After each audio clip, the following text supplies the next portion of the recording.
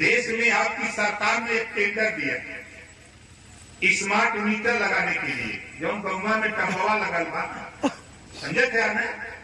बिजलिया का जो डबवा जो में तरवा जुटाई बा, ओकर टेंडर हुआ, एक ठेकेदार ने प्राप्त किया। अब उसके मेट लोग गांव-गांव आ गए, उसको तो हो गया कि इतना स्मार्ट मीटर लगाओगे तो इतना रुपया मिलेगा। अब वो गांव पहुंचा, हमने ये बात प्रधानमंत्री जी के सामने कही कि मान्यवर ठेकेदार का मेट गया गांव में, और गांव वालों से कहा कि भाई ये मीटर लगा लो, तो गांव वालों ने कहा कि फ्री में है। तो गांव वालों से उठ मेट कहा कि हाँ फ्री में है। तो गरीब जब फ्री में पा जाए तो टूट पड़ते है कि नहीं है? फ्री में पावे तो टूट पड़े। हमने कहा फ्री का सुन करके हर गरीब अपने मड़ई में, अपने पेड़े में, अपने दुआरे सब जगह ठुकवा लिया। कोई गरीब जो थोड़ा चलान था तो पूछा कि ठेकेदार साहब बिजलियों की बिलिया फ्री रही? तो वो समय स्मार्ट मीटर लगाने के बहाने वो झूठ बोल के चला गया कि बिजलियों फ्री रही। अब गरीब सोचा कि फ्री का माल का बिजली फ्री आई। अब वो करे बाद उसका तो काम हो गया, वो लगा के चला गया। से कहा कि मान्यवर आज आपके पूरे देश की हालत ये है, और खासतौर से उत्तर प्रदेश की ये हालत है कि हर गरीब के यहाँ 20,000, 15,000, 25,000, 50,000, 1-1 लाख रुपया तक बिल गरीबों के घर पहुंच गया है। इस बिल को आपको माफ करना पड़ेगा, तब जाकर के बात बनेगी। इस बात को आप नोट करिए। आप बताओ, देश है, देश तो एक है। आप झांक के देखो दिल्ली, झांक के देखो चले जाओ पंजाब। देश में 2 प्रदेश है, संविधान एक है।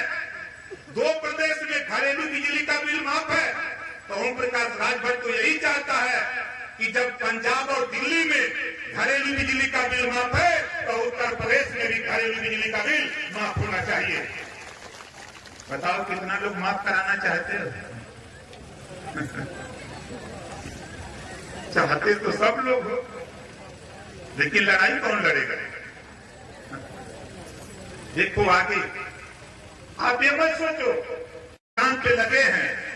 जो बात 543 मेंबर ऑफ पार्लियामेंट, 543 सांसदों की हैसियत नहीं है कि जो तेरी बीमारी प्रधानमंत्री के सामने कह दे, वो हैसियत तेरे नेता ओम प्रकाश राजभर के पास है। सीना ठोक के बोला और कहा कि मान्यवर दुनिया के तमाम देशों में गरीबों का इलाज फ्री हो रहा है। आप बड़े उदारवादी हो, गरीबों की बात बहुत करते हो। तमाम योजना गरीबों के इलाज के लिए तो बनाओ, लेकिन सारी योजना बंद करो, एक योजना लागू करो। कोई गरीब किसी जाति धर्म का हो, बीमार होकर ऑपरेशन कराना, चाहे वो प्राइवेट में इलाज करावे चाहे सरकारी में, जितना रुपया लगे उतना रुपया सरकार दे। इस तरह का कानून देश में बना करके आप पेश करो। बोलो सही कहा कि गलत कहा? सही कहा ना? ले आऊंगा, आपके सामने दिखाऊंगा। जो बात कमरे में किया हूं प्रधानमंत्री के सामने, आपके सामने प्रधानमंत्री जी को बैठा करके उनके सामने इसी बात को डंके की चोट को प्रकाश राजभर कहेगा। देखिएगा, हम उस मिजाज के हैं। हमारी कोशिश हो रही है, तमाम नौजवान बेकार घूम रहे हैं।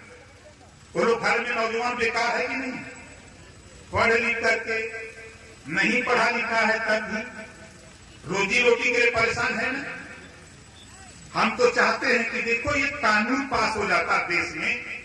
मैंने प्रधानमंत्री जी से कहा मान्यवर एक रोजगार पर शिक्षा का कानून आप बना दो, कक्षा 5 से या कक्षा 4 से।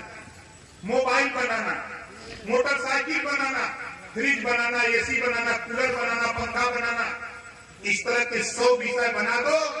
एक विषय हर बच्चे को पढ़ना अनिवार्य कर दो। उन्होंने पूछा कि इससे क्या होगा? मैंने कहा जिस दिन बच्चा विद्यालय 4 साल 5 साल बाद छोड़ेगा, उसके हाथ में हुनर होगा।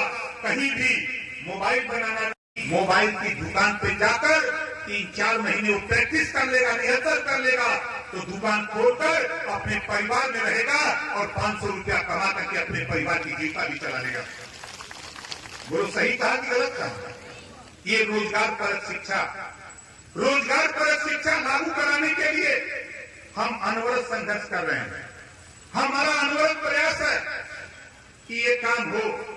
हमने एक सवाल और प्रधानमंत्री जी से बड़ा तगड़ा पूछा था, उसमें गृह मंत्री जी अमित शाह जी से थोड़ा हाथ ताक हो गया भाई।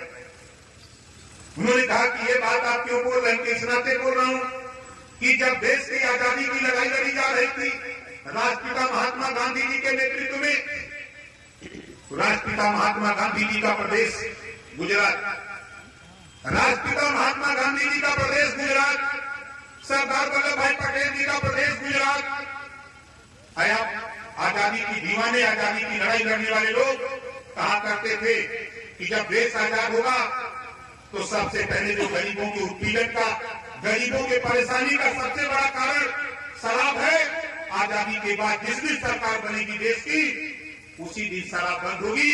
तो मान्यवर, गुजरात में तो शराब बंद हो गई, फिर उत्तर प्रदेश में शराब क्यों नहीं बंद हुई? इसका जवाब देना पड़ेगा देश और प्रदेश की सरकार को।